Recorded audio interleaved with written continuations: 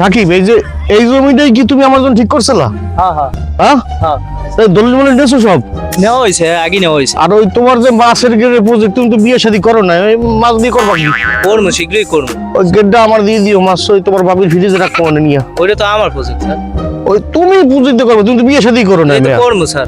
আর বিয়ে করবে কেউ দিব, তোমার প্রজেক্ট দু তিনটে বানাই দিব মানে। এই শোনো, সাংবাদিক আর শোনো, এই জমিটার কিন্তু দেখভাল করবে। আসসালামু আলাইকুম। ওয়ালাইকুম আসসালাম। কেমন আছেন? তুমি কোন চ্যানেলের সাংবাদিক? আমি তো গোলমাল চ্যানেল থেকে আসছি। ও, গোলমাল চ্যানেল। হ্যাঁ, তোমার তো চিনি, তুমি তো অনেক ভালো ভালো কন্টেন্ট বানাও আর ভালো ভালো রিপোর্ট করো। জি। কারণ কি মানে এই যে নির্বাচনের প্রচারণা আমাকে একটু দেখো। না, ওই সামনে নির্বাচন, হ্যাঁ, হ্যাঁ। এই আরো আর কি দেশের পরিস্থিতি এখন একটু খারাপ, যেহেতু কিছুদিন আগে ভূমিকম্প হয়েছে।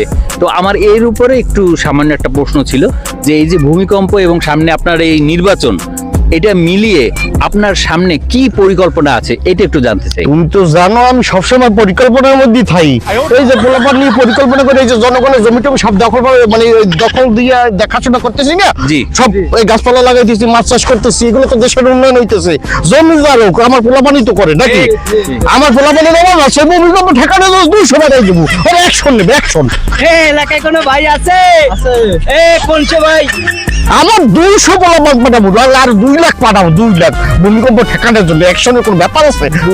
ভূমিকম্প ঠেকাবেন? পোলাপান কি আমার অভাব আছে? তুমি কি আমার কি মাছের পাওয়ার আছে না? আছে ভাই, পোলাপান আছে না? আছে, আছে, স্যার। পোলাপান আছে তো। হ্যাঁ ভাই, বুঝছি। ঠিক আছে দর্শক মন্ডলী, আজকের মতো এখানেই থাকলো।